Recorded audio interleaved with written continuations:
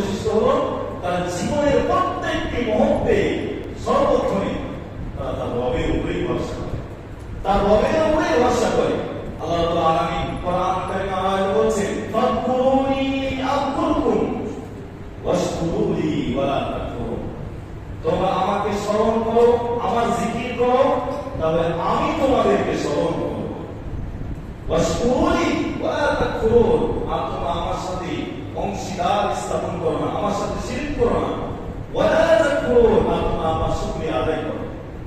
আল্লাহ তাআলা বলেন, তোমরা আমার জিকির করো, আমাকে স্মরণ করো, তাহলে আমি তোমাদেরকে স্মরণ করব।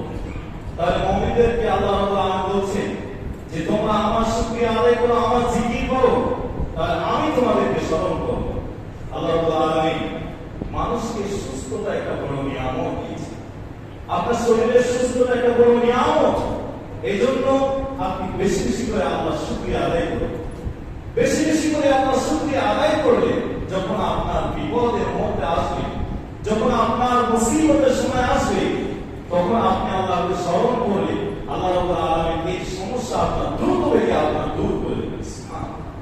এই জন্য আপনার উচিত হলো আল্লাহ রাব্বুল আলামিন আপনাকে এমন সুস্থতা দান করেছেন, এই যে সুস্থতা নিয়ামত, এই সময় বেশি বেশি করে আল্লাহ